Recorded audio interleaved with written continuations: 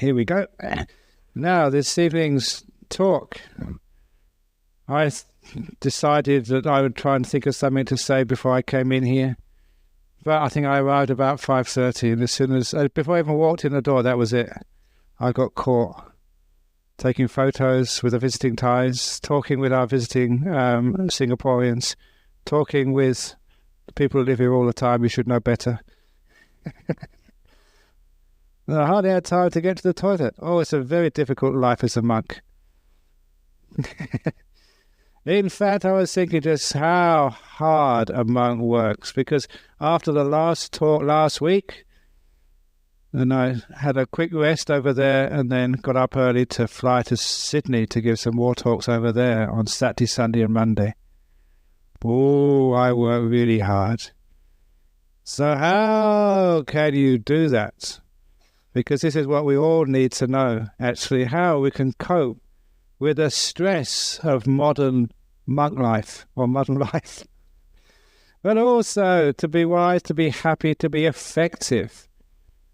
And that was interesting because tonight's talk is about how we actually equate real happiness with what we call mental energy, mind energy. I'm not talking about physical energy, mind energy and happiness. This is a deep teaching of the Buddha because very often those of you who've read some of the original teachings of the Buddha from the suttas would have read again and again the Buddha saying that the only thing he teaches is suffering and the end of suffering. In other words, suffering and happiness. That was the whole thrust of the Dhamma taught by the Buddha, about the understanding what suffering is, understanding what happiness is. And I'm now going to teach you the secret of real happiness. And also, not just real happiness in the sense of just enjoying yourself, but how real happiness also, it coincides with the energy which can serve others, so you can do your duties in this world. I'm mentioning this because, again, in that trip to Sydney, there's actually somebody from Sydney who was at my talks in Sydney here this evening, and they will know the place where I give these talks in Sydney in a little meditation Buddhist centre called Bodhikusuma.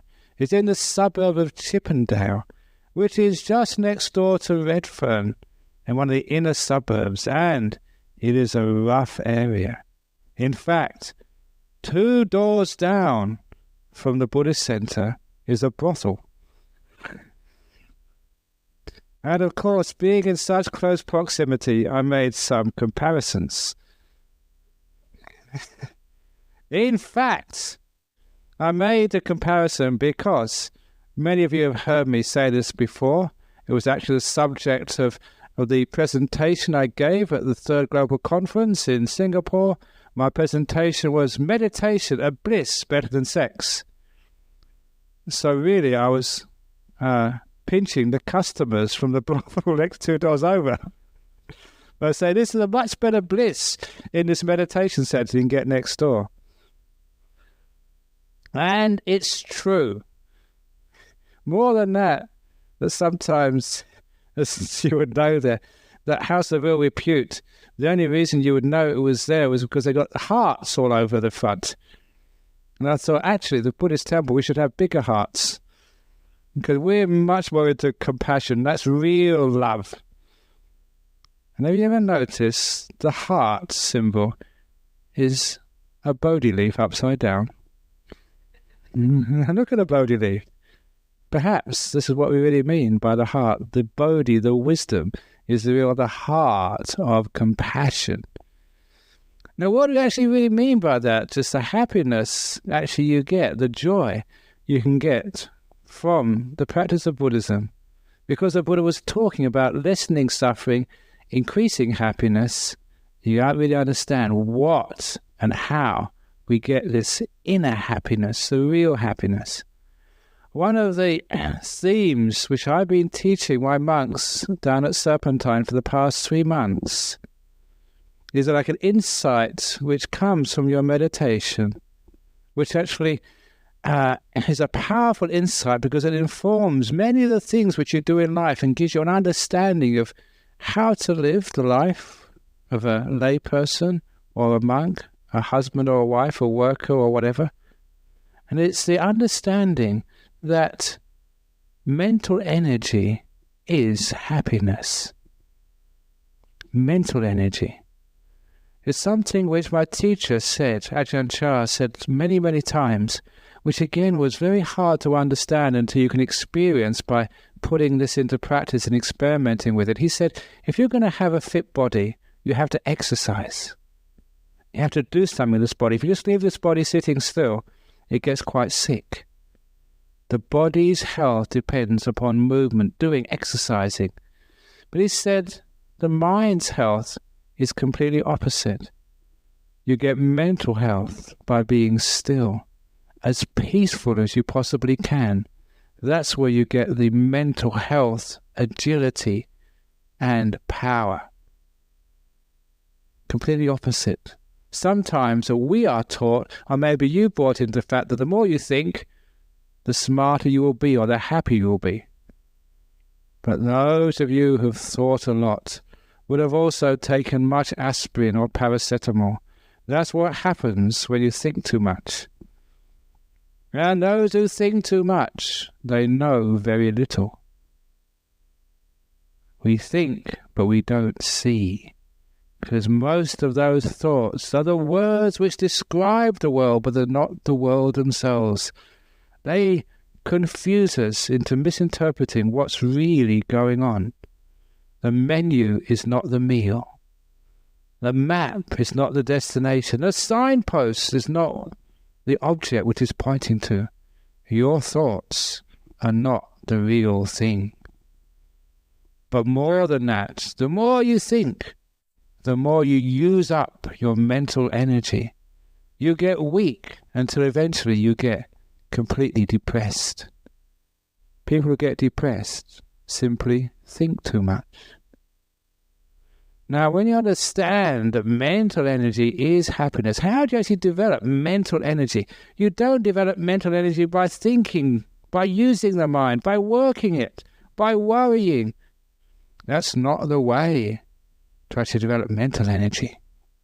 In fact, that uses up all of your mental energy, which is why there's so many people suffer depression these days. Simply because their poor old brain is tired, worn out, as dry of juice as a used tea bag. Yeah. And that's what most people's brains are like, isn't it? When you just squeezed everything you possibly could out of it today, and you've got hardly anything left. So how can you revive yourself? Now, I've had my tea bag squeezed today. Squeezed by I don't know how many people in the monastery, by the monks, by the Singaporeans, by the Thais, by you guys staying here, and now you're squeezing me again. But it does not matter, because I know how to regenerate my tea bag, how to build up the mental energy inside. And that mental energy comes from being still. What actually happens, if you want to know the underlying power of this, that your life has energy. Call it like the life force, if you like. That's actually the Buddha talked about that, the life force. You've got a certain amount of life force. Where does that go? How do you use the energy of your life? We use too much in thinking, worrying, controlling, planning, making, changing. Because we use it all in that area, we've got not enough left for the mind. It's always in the reacting, doing, controlling. Of course, that is what we have to do a lot of the time. But we don't have to do that all the time. Can't we every now and again put down our burden, put down trying to change the world, put down trying to change our husband, or our wife, or our kids, or our monks, or whatever? And can't we learn just for a few moments to allow things to be? What does that mean by letting things be? by allowing the door of your heart to open to whatever is experiencing, by being at peace with things, by just being passively aware, being a silent watcher. What does that mean? It means not doing anything. It means resting the mind. Most of the time we have to react, but we react too much. Because we do that all day and sometimes all night, we haven't got any brain juice left. We're dry. But if you just stop for a few moments, in that stopping, in that putting down the reacting, in that letting go of the levers of your mind which you control yourself and the world, what actually happens then is the energies of your being, they don't go into changing the world. They don't go into controlling and making things any different. You really are allowing the way things are just to be for a few moments. And in allowing the way things are just to be, then things start to change. They start to change because your energies are now going in to the pure knowing. A word which I used today, which I've been using in the Range Retreat for the first time, not unconditional loving kindness, but unconditional mindfulness. It's a new word I've just coined. Unconditional mindfulness. You heard it here first. What do you mean by unconditional mindfulness? It means like being aware of something without demanding it be different. Not sort of thinking that I'll be mindful of this but not be mindful of that. Just whatever you're aware of, opening your mindfulness completely to that as it is without any complaints. Unconditional mindfulness. If it really is unconditional mindfulness, whatever you're watching means you have no business to do.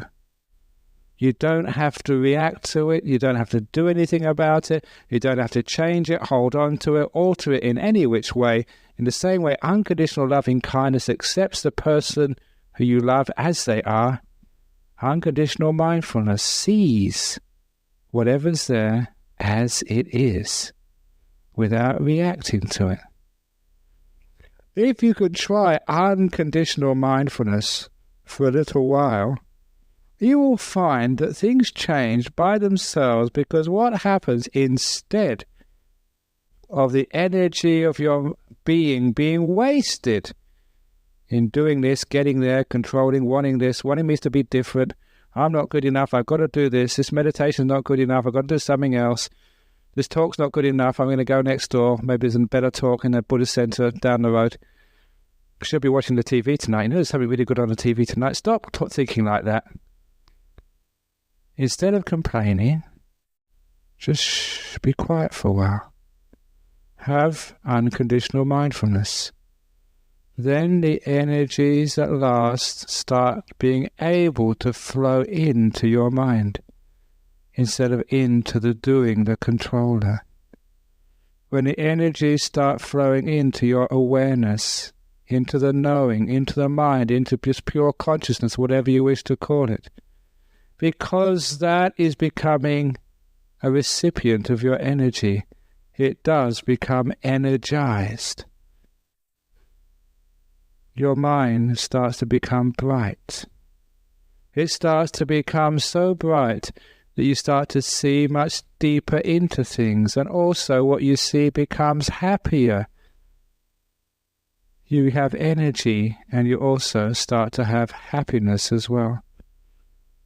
There's one thing which I have noticed just in my life as a monk, as you meditate more and more, you notice how the energy of the mind comes from stopping doing things. And energy means happiness, means more depth in your perception, more richness in your life. I noticed this, I told this in Sydney, I noticed this first, probably in my first meditation retreat in Cambridge over 35 years ago, I think. In that meditation retreat, it was held in a boarding house. You know, boarding houses in England, in, I think, 1970 were most noted for how disgusting was the food. Because people, they didn't know how to cook. It was all boiled potatoes, boiled peas, and even as if there was anything else to eat. It was absolutely, the least possible work done to make it so delicious. Boarding house food was terrible. But at this first retreat which I went to, I thought that we must have been so lucky, so fortunate. We must have hit on one of the boarding house chefs who could know how to cook, but the food was delicious. You know why? After a while, I realized it wasn't the cooks. It was me. When you start to become peaceful, when the mind starts to become energized, when all the energy of your being, instead of complaining, because you're taught to meditate and be quiet and stop doing things, the mind became energized, and what I was tasting, I could taste more out of that boiled potato than I could normally do. You didn't need to have gravy or sauces. When the mind was alive, when the mind was energized, it could taste things in a potato that no other person could ever taste. That's just in a potato. Those of you who've been on our meditation retreats, have you ever noticed that on meditation retreats, the food always tastes more delicious than outside? Why is that? It's not the cooks. The reason why it tastes more delicious is because of you. Your senses on a retreat are opened out. You've got energy. What you taste, what you see, what you hear, because your mind is clear, you can take more in. Which is why, if any of you are going out to dinner after this talk, you will find you'll get much more out of the dinner if you meditate and listen to a talk here. So if you ever go to a 5-star restaurant, please make sure you come to the Buddhist Society first to get your money's worth. And it's true, because when the mind gets energized, what you taste is more delicious. You try that out. If you've been working really hard and you're tired, and you've got no energy in your mind, whatever you eat is dull. If people learn how to meditate and actually put energy into their mind so they can really appreciate the food, there'll be far less divorces in this world. When you appreciate your wife's food, oh, you're such a good cook, wife. Oh, what you do is so delicious. It's not that the food is not delicious, it's your mind is not open to the taste because it's tired. You can understand what happens when the mind gets very, very tired. It gets into this spiral of depression. Something goes wrong in your life, and you feel sort of a bit down. And people try to think themselves out of that depression. They struggle with depression. Because they struggle with depression, what little energy they have is used up in the struggle, in the fight. And of course, they have less energy, which makes them more dull, more depressed. They get in this spiral of deeper and deeper depression. The more they fight, the deeper they go. Which is why, as a monk, when people are depressed, I say, what's wrong with being depressed? Enjoy your depression. Depression, the door of my heart is open to you. Come on, let's see how depressed we can get. Now, when you do that, of course, because you're not fighting, you're accepting, you'll find the depression gets less and less. Because you're not wasting the energies which you have in fighting. The energies of your being have a chance to flow into just knowing. The knowing brightens up. You see more, you see deeper, and the greyness of life starts to disappear. It's not that the world is depressing. It's just the way one is looking with low energy. That's why the world is depressing. It's not the world. It's not your life. It's not your husband. It's you. This is why, once you get into this idea of learning how to Allow the mind to rest from time to time. Allowing the mind not to, what by resting, I mean not to do things. Stop controlling, stop forcing, stop running. Take your hands off the steering wheel, the feet off the pedals of your life, and just let go. Relax, rest, don't do anything. Be at peace. If you could do that just a little bit every day, you'll find the energies of your mind start to increase. As they increase, not only do you see deeper, do you hear deeper, you don't miss so much in life, but you find you get happier as well. You get joyful. Those of you who are coming to see my monastery on Sunday, those of you who are going to see Dhammasara on Saturday, why do you go to such places? Why do you come here? A lot of times just to see a happy monk. That's all. It's nice being around happy people. It's terrible being around grumpy, grim sort of people, never smile. Even just when I was giving her the meditation, I asked you to smile at the end of the talk. How many of you actually smiled, you grumpy lot? That's better. Now you can see what I mean by energy. The mind starts to get a bit more energized and more happy. And when it gets energized and happy, you go out of this place energized and happy. Isn't that the case? If you really are grumpy, I've been telling people a joke. I heard this in Sydney. Someone told me this in Sydney. This will make you laugh. I really have to try so hard to make people happy. If this meditation doesn't work, I'll tell them jokes. There was 2 Australians. They were lost in the desert. They'd been crawling around there for days. They were so hungry, so thirsty. They were close to death and almost deranged by the heat of the sun. When one of them looked ahead and saw a sausage tree. He said, look at that sausage tree. And the other guy said, what, you're mad, there's no such thing as a sausage tree. Yes, there is, it's there in front of me. And he crawled towards the sausage tree.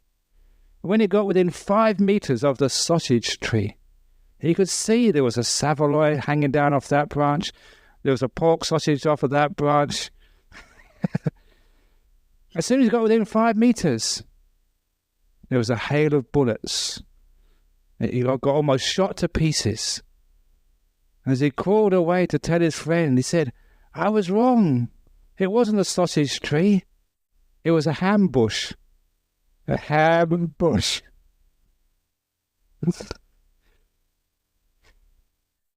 At least it got you smiling anyway. Anyway, someone told me that in Sydney when I was over there. Anyway, you can see, if you laugh, don't you get energized? Don't you feel you can do things? Isn't our mind a bit clearer, a bit sharper? Because what actually happens? Happiness is mental energy. Mental energy is happiness. And one of our problems in life, because we do so much, we're working so hard, so much is demanded of us just to survive, that many of us lose our energies. And we get depressed. Sometimes not into the depression where you have clinical depression. We get so depressed, we cannot appreciate life. We cannot appreciate the food we eat. We cannot appreciate the people we live with. We cannot appreciate anything. That's why we get grumpy. We've just lost the taste of life because our senses are just dull. They've got no energy. It's a rotten way to live a life. However, you find in nature, if you give yourself moments of peace, moments of rest, the natural energies of your life go into the correct place, into the knowing, because the knowing is energized. The knowing is like a powerful, like flashlight. Instead of the batteries being dull, now they're sort of recharged. What it sees, you see more of, you see richer, deeper, and of course, you enjoy it much, much more. Sometimes people think, oh, the life of the monk must be a terrible life. You can't do this and you can't do that. There's always no, no, no. You can't do this. However, in the inside, those of us who are monks, we have a great time. Why do we have a great time? Because we know just how to appreciate life. We know how just to enhance sort of the appreciation of all the great food you give us, all the wonderful, beautiful places we live. There's very few people who've got their townhouse and their country estate. This is my townhouse, and I've got my country estate down at Serpentine. I remember once as a I was a teacher at the time, and that's why a friend was visiting me, and we're going down to the beach because it was almost summertime. We picked up these two hitchhikers. They happened to be like sadhus, disciples of Ramakrishna. They were like holy people. And they took us to the so-called ashram in Devon. There was this beautiful little house set in a valley with a running stream, meadows, beautiful trees and flowers. It was the sort of place I'd always dreamed that one day, if ever got rich, you could retire into. Paradise. I always remember that one of the men turned around to me. He said something I always remember. He said, "You have to give up everything to live in a beautiful place like this." I thought, isn't that right? The more you give up, the more beautiful place you live in. I mean, in the world, we think we have to work really hard to get a mansion. But if you work really hard, you can't appreciate your mansion. You're just too tired, too stressed out, too lonely to really appreciate it. But if you learn how to let go, even your small little hut in the forest becomes your mansion. Because your senses have been empowered, you can appreciate much more. You see more deeply into things. You can even see more deeply into the people you live with. Strange, isn't it, why some people are rejected by you? They're no good. They're my enemies. They need to be thrown away. Put them in prison. Throw away the key. Kill them. Exterminate them. They are pests. That's why we call the pest exterminator. Please take my husband. Remember the story of this lady in the hairdresser's talking to her friend next door, in the next seat, saying, "After I got my hair done, I'm going husband hunting." Now they go, "That's a very good idea. Here's my address. You can kill my husband while you're at it." There's two meanings of husband hunting. But why is it that people don't appreciate each other? A lot of time it's not because your husband or wife, the person in your office, or anybody else, that there's anything wrong with them. Our senses are so dull we can't appreciate them anymore. We're dulled out to seeing the goodness in another person. In the same way that boarding house food tastes awful when you're tired, but when you've got mental energy, it's beautiful. In the same way, when your mind gets empowered and gets energy, then you can see the beauty in all people. You haven't got any enemies anymore, because you can appreciate those people. You can see their goodness. It's wonderful being a monk, because as a monk you can see the goodness in so many people. It's hard actually to reject anybody. In my life as a monk, I've never seen anybody who deserves to be rejected, who hasn't got some goodness in them, some beauty, some purity in them, which allows them to be my friend. Isn't that a beautiful way to live? So you just haven't got enemies. You can't see anyone who's worthy of being an enemy. You can't reject anybody. Why? Because you can see the beauty in them. Now, when you're depressed and dull, because you've got no mental energy, the whole world, everybody, just is wrong, is selfish, is my enemy, I don't like them, why should I be their friends? When you've got no mental energy, you can't make a friend with anybody. With mental energy, you have such happiness that everybody is worthy to be your friend. It's not the people out there, it's just the way you look at them. The mental energy through which you look at the world. So as you start to let go more and more, as you start to make more peace, as you learn how to rest your mind, the mind becomes empowered, not only does your food taste more delicious, and also when your food tastes more delicious, you get less problems with your bowels. See, you get so many benefits of coming to a Buddhist center on a Friday night. Because there's so many people who have irritable bowel syndrome these days. And why is that? And it is because they don't appreciate their food. Because I remember learning this in biology at school. When you start to appreciate your food, when it's delicious, immediately you start... Look, think of your favorite food right now. Think of it. Just all those people in Singapore, your favorite noodles. Can you actually see them steaming in the bowl? You can always smell them. Can you smell them now? It's a long way away, of your favorite noodles. But nevertheless, can you see the saliva come up in your mouth now? See, because when you appreciate something, the body starts to work. Saliva starts to come out, all the juices in the gut start to come out, and then you can digest the food. If you don't like it, then maybe your favorite food be just too dull to really appreciate it. And those juices don't come out. You don't digest the food at all. So, even actually, it was one of our monks once. He had something wrong with his bowels. He went to have one of the, I think a barium meal it's called. They put this disgusting liquid down his throat. It's supposed to be radioactive, and they're supposed to put this X-ray on him to try and find out where it goes and see how his guts work. However, they made a big mistake of actually giving the appointment in the afternoon. And because monks don't eat in the afternoon, that barium meal just sat there. It didn't do anything. Because, for a monk, after being a monk for quite a few years, your stomach learns if it's after 12 o'clock, it rests. It doesn't do anything. So it's just sitting there. And these nurses didn't know what to do because usually, things are moving all the time in a normal person. Aren't they? So this, for the nurse, there was a nurse there, she had like a great insight. All she said was, think of your favourite food. And as soon as he started to think of his favourite food, there it go, and all start moving again, going down here, going down there. They could actually trace what it was doing in his bowels.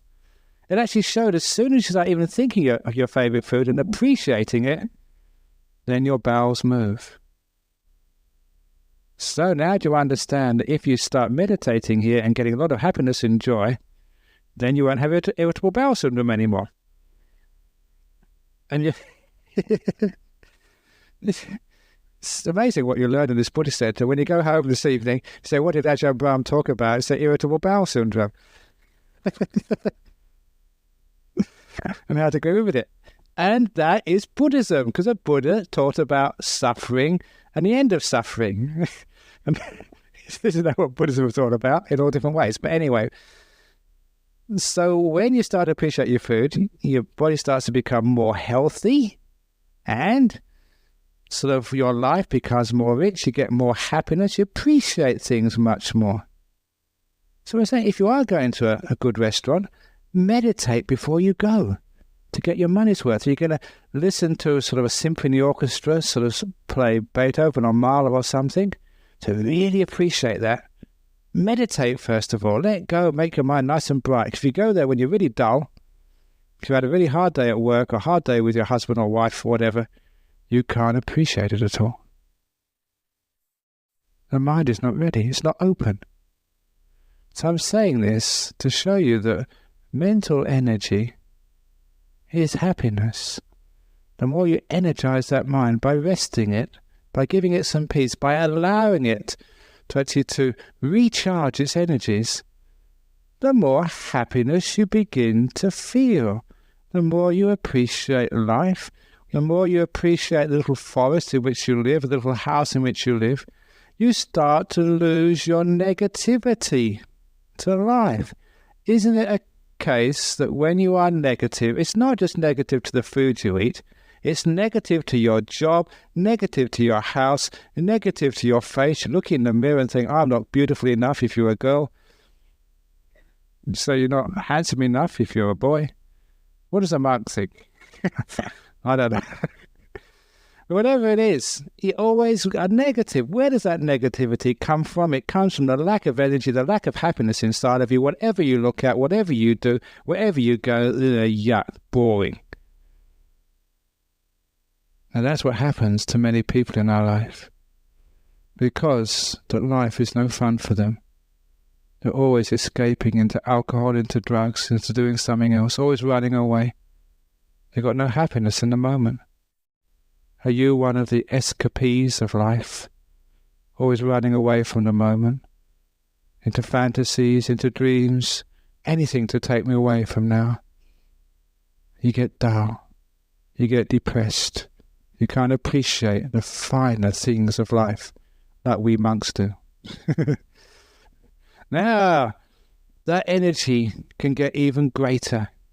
The more you let go, the more the energy comes into your mind. And as you let go more and more, as you rest the mind more and more, your mind gets more energized, more happy. And that's what I always meant when I started saying that spending an evening at the Buddhist center is much better than spending the evening at the brothel. You get the bliss better than sex. You get the happiness of the mind. That energy builds up and builds up. You're energized. And you start to really get into the ecstasy states.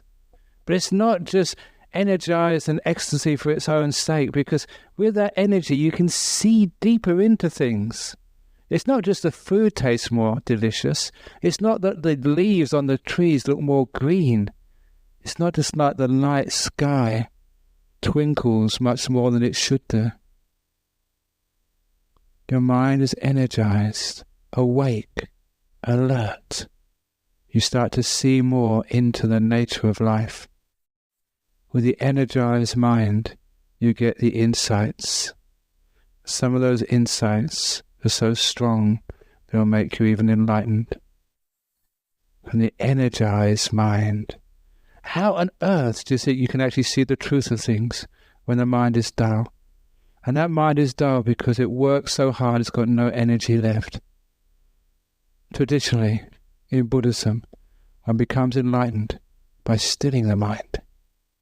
Sometimes people answer, how can you get enlightened by stilling the mind? Now you will know, from that stillness, from that resting of the mind, the energies start to build up. Those energies can build up so much in the mind, you get blissed out. But with that bliss, you're not sort of dull, you're energized. Whatever you look at, whatever you see, whatever even you think of, if you look inside, wow, you can see such detail of who you are. You don't want to know who you are? How on earth do you think you can see with a dull mind? It's like looking through the forest with a dull flashlight, which is, you can hardly just see even just a foot in front of you, let alone see the whole forest. Why is it that we still keep getting into problems in life? Just like in a forest, just stubbing our toe on rocks, tripping over logs, always stumbling over the obstacles of our life, getting into pain, into difficulty, suffering, in all its myriad of forms. Why do we do that? Because our flashlight's not bright enough. Our mind is not strong enough to see what we're doing. Sometimes, I remember going to these movies when I was young, and sometimes you could see like the hero, he was going to get into trouble. There was somebody sort of waiting behind a bush with a gun or something. And you shout out to him, hey, look out, there's someone behind the bush. You knew they were doing something stupid, but you couldn't stop them. Sometimes that's like me as a monk, seeing you do something stupid. Say, don't go that direction. There's someone with a gun behind the rock. But you can't stop them. Say, don't get angry at your husband. Don't shout at your wife. So don't get down upon what happens to you in life. Just let go. It's part of life. Leave it alone. But they still go and walk behind the rock and get shot again and again and again. Because you can't see it. The mind is not bright enough. Not enough energy. Not enough power so that insight can really see what's going on in your life so you can avoid those obstacles. So you don't need to suffer in life. Okay, something goes wrong. Big deal. So that today your wife left you, your son sort of failed his exams, you got the sack, you just found out you've got cancer, you've only got 1 month to live. Oh, isn't that wonderful? 1 month to live, you've got no worries anymore. Someone else can worry about it afterwards. So why is it that people make such a big deal of these things? So, when we have insight, we have the brightness of the mind, just we have so much insight into the nature of life, that things don't worry us anymore.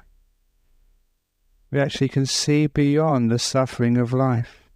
And all those insights which you hear from people sitting here, those nuggets of wisdom which you read about in the books, all of the teachings of the wise people of the past, now they are yours. You see those because your mind is energized, the energy's gone into the knowing, mindfulness is empowered, so you can actually see clearly into what needs to be done. Not only that, but for those of you who are in business, who are working, if you want to be rich, beyond your wildest dreams, they give your mind energy. So you can actually see exactly what's going on. So you can be smarter than the average CEO, or the average salesperson, or the average whatever you are. Because that's what happens. I must have had a natural mindfulness from the past, because I was alert. People tell me, those who went to school with me said I was a happy boy even at school. It wasn't just happy, I was alert as well. Even when I was listening to the classes which my teachers taught, I had an incredible memory. They could actually say something, and when it came time for the examinations, not only did I remember the answer, I could recall when the teacher said that. And that's actually one of the reasons why I always did very well through school and through university. I had a very strong memory. Why? Because I was happy. My mind was sharp. It was empowered by the happiness. I had mental energy as well as that happiness. Because I had that mental energy, my mindfulness was strong to pay full attention to what was going on. It's incredible just how dull people are. You know what the word Buddha actually means? It means awakened. Awakened one. Are you awake? How many Buddhas are there here today? How many people are really, really awake? It's incredible that those of you who've been on meditation retreats, you just get a taste of deep meditation. You get a taste of what happens when the energies really start to go into the mind. We'll probably know just how dull we usually are. And how, because of that dullness, we don't see what's really going on. We make so many mistakes. We create the suffering in our lives because of our dull and sleepiness. So how do we overcome that? You just get in there. Give your mind a break. A break. Maybe it's because I came from England, because in England we always have a tea break in the morning, a tea break in the afternoon, and any other excuse for a tea break.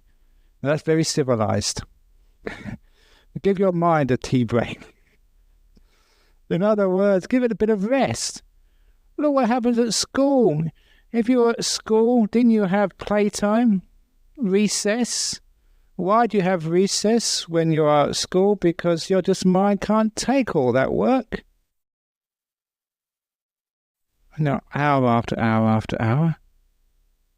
So even in my monastery, when it's time for a retreat, I always say, there's a time for playtime in our monastery.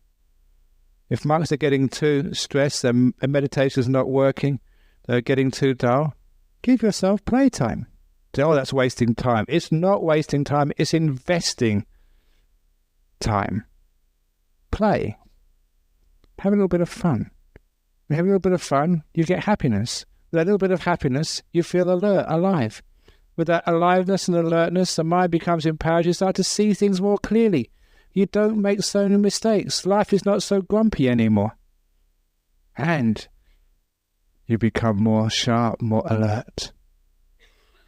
So this is actually where we find that equivalence between mental energy and happiness. When people are depressed, if you have a hard day, please don't fight it. You know that old simile which the Buddha gave, which I wrote in that book, Opening the Door of the Heart, about the demon who came into the emperor's palace? Most of you know that one. If you don't know that one, I'm not going to say it today. Buy the book, which is on sale. That's a marketing thing today. It's on sale at the library. It's $25, but seeing as how you're all here today, especially for those people from Singapore, it's a special offer for the weekend, $24.99.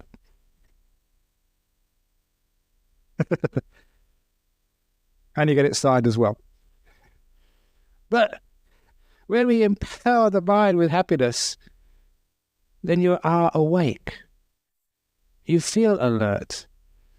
Look, I should have been wiped out sort of giving this talk just now. I've had such a busy day. And many of you sort of have seen me in action sometimes, and you have to sit up here and you've got 300 people waiting to have a nice time, come and listen to a talk. Some people come all the way from Singapore to listen to a talk. And I must admit that when I came through that door sort of an hour and a half ago, I thought, I can't give a talk tonight. I'm just so wiped out. I'm so tired. So when I meditated properly. At the end of the meditation, because I let go, it's very tired to begin with. And start to feel the energies coming up. It's great to know how to do this. You can be really wiped out. You just sit down for half an hour. First of all, you feel terrible. Then your energies start to come, and you start to see the mind brighten up and become sharper and sharper. And then the bliss starts to come, and then you know it's going to be a good talk. And this happened years ago when I was in Canberra giving some talks. At this particular occasion, you know what Canberra is like? Those of you coming from Singapore, don't visit Canberra. It's freezing. And it was freezing. And of course, just after a short time, I got a terrible cold. And because I was supposed to give all these talks. So just because I had a cold, it didn't actually stop people trying to squeeze as much out of me as they possibly could, because they took me all over Canberra, and then they took me to this monastery, and I was there all day. And by the time I actually got to this place where I was supposed to give a talk, it was 15 minutes, hadn't showered, hadn't had a cup of tea, nothing, and had all these people waiting to listen to a talk. All I think was someone gave me some Chinese tea, a quick Chinese tea, that was all. And I was up in front of all these people, just sneezing, coughing, the nose was running. It's very embarrassing to have a running nose when everybody's watching you. And I remember clearly, I just couldn't put two sentences together properly without having to sneeze. And it's terrible trying to give a talk and trying to get some continuity, trying to get a theme together, trying to make it inspiring. You know, when you sort of got this volcano happening in your nose. So I was supposed to give a talk first and then do some meditation. I said, stop, we'll do a meditation first. So 20 minutes of one of the most hopeless talks I've ever given. But when I meditated, I know how to meditate. How do I meditate? I just let go. Just don't do anything. Don't try. And allow all the energies to start going to the mind. If the nose wants to dribble. Doesn't matter. That's why my robes are brown, because I have to wash them so often. So you allowed it just to happen. And it's incredible. It's amazing. It's wonderful to be able to do this after half an hour of meditating. The mind was energized. And the nose had stopped running. The cold was, just way over there somewhere. I was a long way away from it inside. And you could get this really nice talk. I remember the person who was taking me around. I said, "Did you notice anything?" He said, "Yeah, I saw that you were terrible before you meditated. You looked terrible too, but afterwards you gave this wonderful talk." Now that's how I work. That's how you can work. If you know how to energize the mind, it's amazing how successful you can be in your career. Whether it's a monk career, whether it's sales, whether it's just being a family person, a father, whatever you do in your life, energize the mind through learning how to be still. Not only that, you can be a very successful in your spiritual life as well. You know the secret of inner happiness. You know the secret of wisdom, seeing clearly and deeply into the nature of things, and also appreciating things as well. This is a panacea, this snake oil which gives you everything you ever wanted in your whole life. Both success in life, both this appreciation of the richness of life, the deep insights into the nature of things, and enlightenment itself. According to the teachings of the Buddha, this, he said, is a path without groaning. This is actually one of the sayings of the Buddha.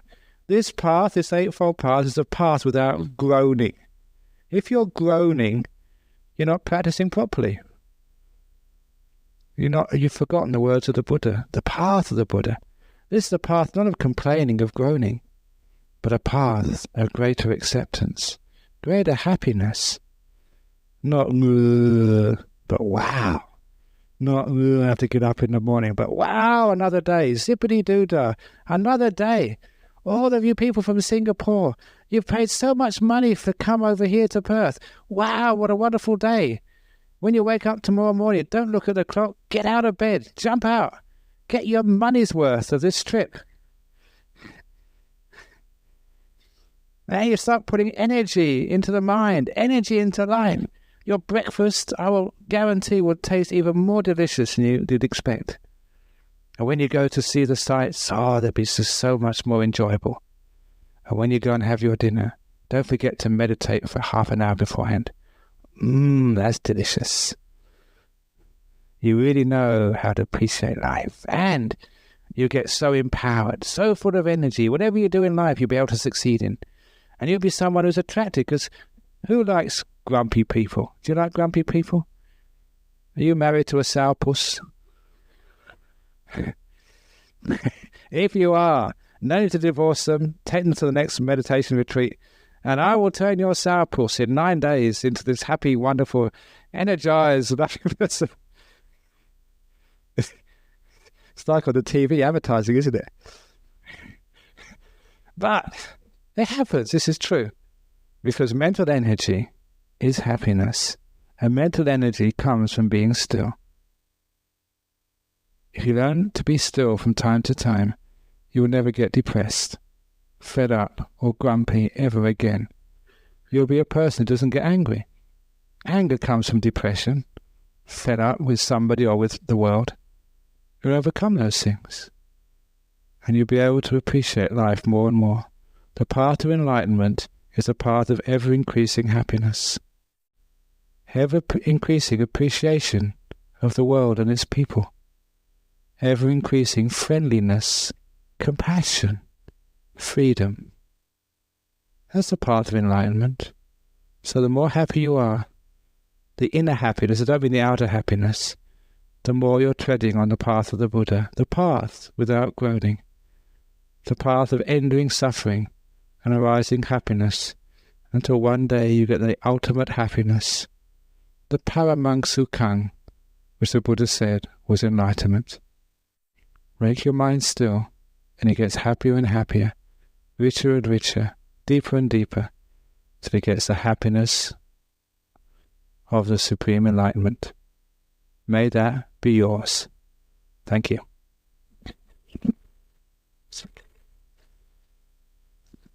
Now, you know what I say, if you're going to do something, do it properly. If you're going to clap, clap with everything you've got. Go on. If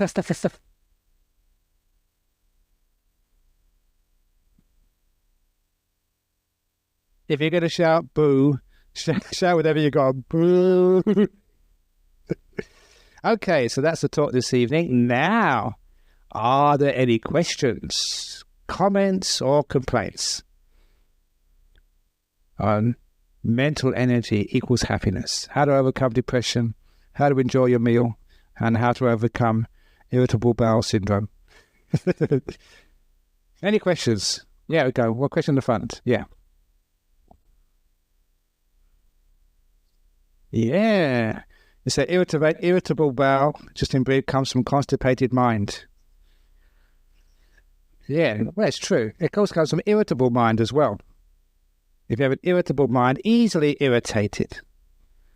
Why? This is one of the sayings in that little book.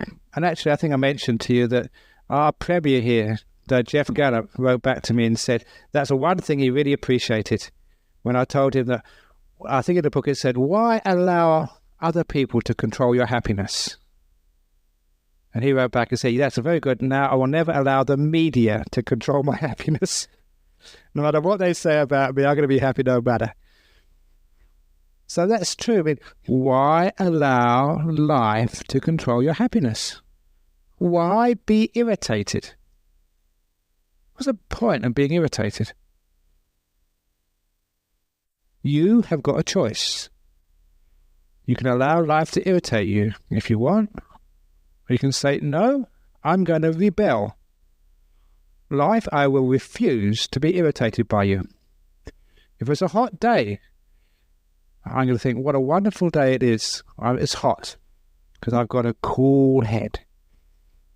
So you're not irritated by it. And if it's very, very cold, especially some of you Singaporeans used to hot Singapore, sometimes the weather does change and sometimes it gets very cold. If it's very cold, you say, that's fine. I'm not going to be irritated by the cold because I'm going to have a warm heart.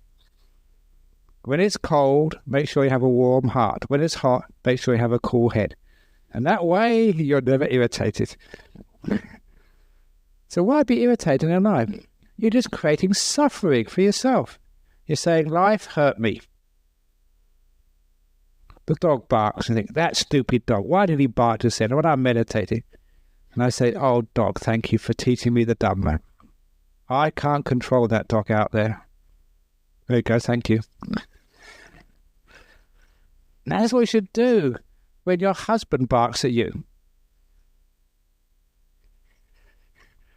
Or when your kids start to get really not naughty. But they're kids, what do you expect? Look, you had those kids. So why are you complaining? You should have become a monk or a nun if you didn't want kids. But why allow life to irritate you? You don't have to. So when you've got an irritable mind, you have an irritable bowel, and you have a very irritating mouth, when you start to say rotten things about others. So never allow the world to control your happiness. Be like a Buddha. Doesn't matter what people say about him. Doesn't matter if he's sick, healthy. Doesn't matter what happens in the world. He'll be happy no matter what. Why not? Makes sense to me. Yeah. That's very nice. That's right, unconditional mindfulness. That's very good. That's the acronym for unconditional mindfulness. Very smart. Very good. You see, you're happy. Because of happiness, your mind has been energized. Because of that energized, you've had this wonderful insight that unconditional mindfulness equals See, it works. See, you woke up. Very good. Okay, I think that's enough for tonight because it's 9 o'clock and now's the time for announcements. So please don't go for the door yet. There are some important announcements coming your way.